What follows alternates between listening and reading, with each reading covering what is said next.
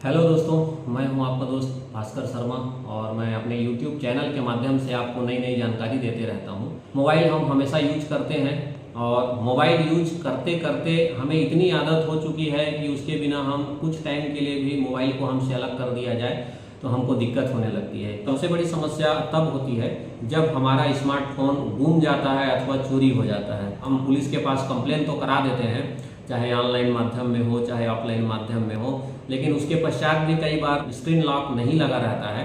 तब की स्थिति में सामने वाला बंदा हमारा मोबाइल फ़ोन का पूरा डाटा यूज कर सकता है, हमारे मोबाइल फ़ोन को चला सकता है, या हम मोबाइल फ़ोन में स्क्रीन लॉक लगा के रखे रहते हैं, उसके पश्चात भी स्क्रीन लॉक को तोड़वा दिया जाता है और उस फ़ोन को यूज करते हैं। तो इस समस्या का एक समाधान आ गया है जिसके बारे में आज मैं आप लोगों को बताऊंगा। यदि हमारा स्मार्टफोन कहीं गुम जाता है या चोरी हो जाता है तो सबसे पहले हमको क्या करना चाहिए। सबसे पहले पुलिस में ऑनलाइन के माध्यम से अथवा ऑफलाइन के माध्यम से हमें FIR दर्ज कराना है और FIR दर्ज कराने के पश्चात कंप्लेन की एक कापी हमें रख लेनी है और उस कंप्लेन के माध्यम से हमको जो चोरी हुआ मोबाइल नंबर है अथवा सिम नंबर है उसको दोबारा अलॉट करा लेना है और अलॉट कराने के पश्चात CEIR इस वेबसाइट के माध्यम से अपने चोरी हुए मोबाइल फ़ोन मोबाइल नंबर के माध्यम से उसमें दर्ज करा के हम अपने मोबाइल फ़ोन को ब्लॉक करा सकते हैं। तो CEIR एक वेबसाइट है जो भारत सरकार के द्वारा जारी किया गया है।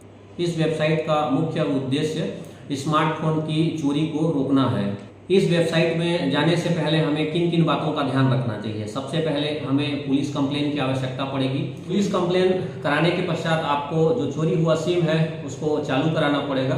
चूंकि OTP के माध्यम से वेरिफिकेशन की आवश्यकता पड़ती है, संभव हो तो रसीद रख लेना है, अपना निजी डिटेल उसमें डालना पड़ता है, चाहे आधार कार्ड पैन कार्ड हो, इसकी एक कॉपी आपको रखना पड़ेगा और उसमें डालना पड़ेगा। उसका साइज 500 KB से ऊपर ना हो। तो आइए हम लोग देखते हैं इस वेबसाइट में हम किस प्रकार से रजिस्टर कर सकते हैं और हम अपने चोरी हुए मोबाइल को किस प्रकार से ब्लॉक करा सकते हैं।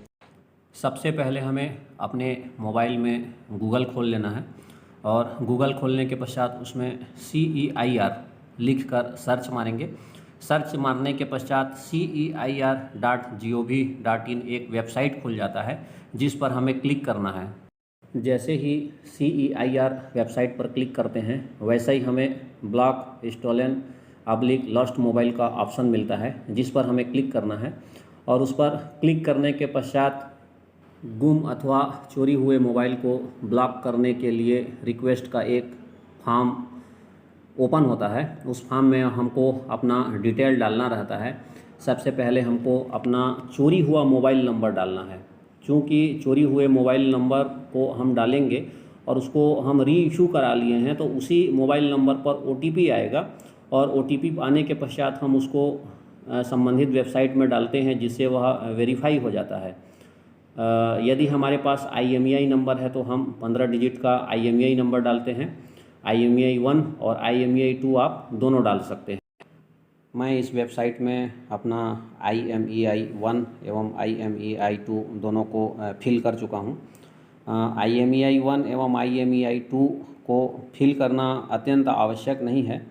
इस वेबसाइट में जो रेड कलर से स्टार बने हुए हैं उसको फिल करना आवश्यक है। बाकी अन्य चीज़ों को आप ऑप्शनल रख सकते हैं। यदि आपके पास उसकी जानकारी उपलब्ध है तो आप डाल सकते हैं, यदि आपके पास जानकारी उपलब्ध नहीं है तो भी कोई दिक्कत नहीं है। आपको IMEI 1 IMEI 2 भरने के पश्चात डिवाइस का ब्रांड डिवाइस का नाम आपको डालना पड़ेगा। मैं जिस डिवाइस का नाम डाल रहा हूँ उसका Realme है। ऊपर में मैं Realme लिख कर सर्च कर दूँगा ताकि ब्रांड नेम डालने में आसानी हो। तो मेरे द्वारा Realme लिख कर उसमें सर्च कर दिया गया है और नीचे Realme का ऑप्शन आ गया है जिसे मैं क्लिक कर दूँगा और क्लिक करने के पश्चात नीचे स्क्रॉल करना है। नीचे स्क्रॉल करेंगे तो उसमें डिवाइस का मॉडल नेम लिखना है।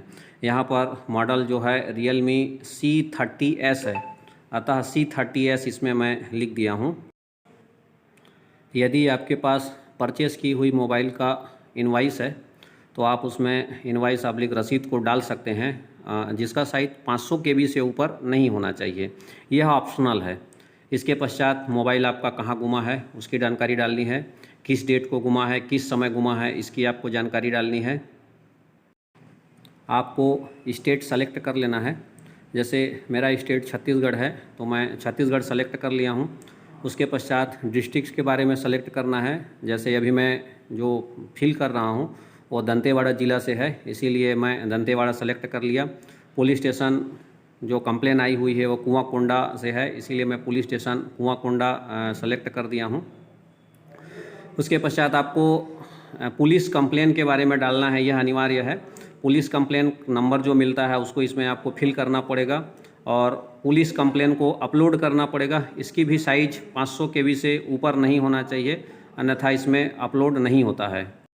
इस प्रोसेस को कंप्लीट करने के पश्चात मोबाइल ओनर का पर्सनल डिटेल इसमें डालना पड़ेगा।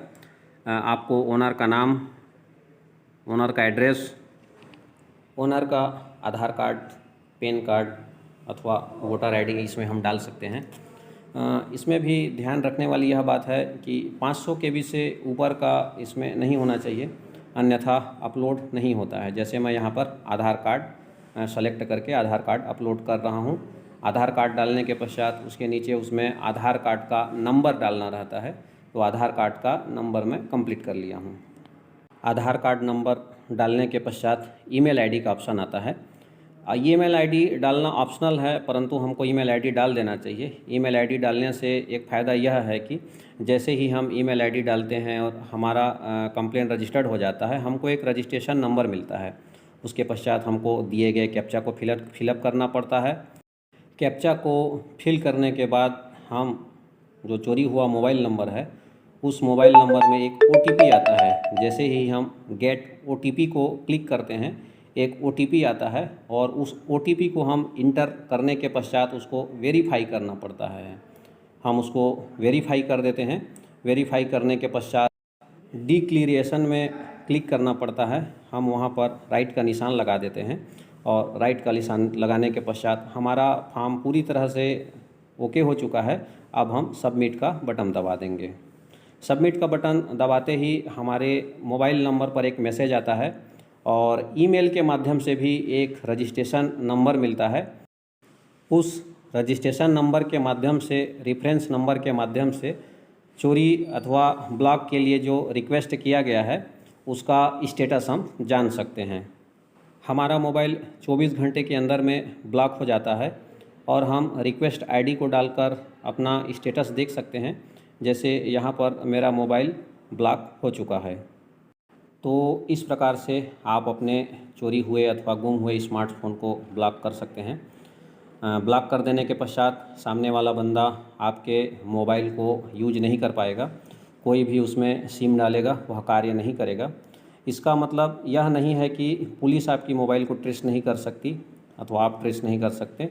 उस मोबाइल को ट्रेस किया जा सकता है और मोबाइल मिल जाने के पश्चात आप इसी वेबसाइट के माध्यम से अपने मोबाइल को अनब्लॉक भी कर सकते हैं। उसके पश्चात आप यूज कर सकते हैं।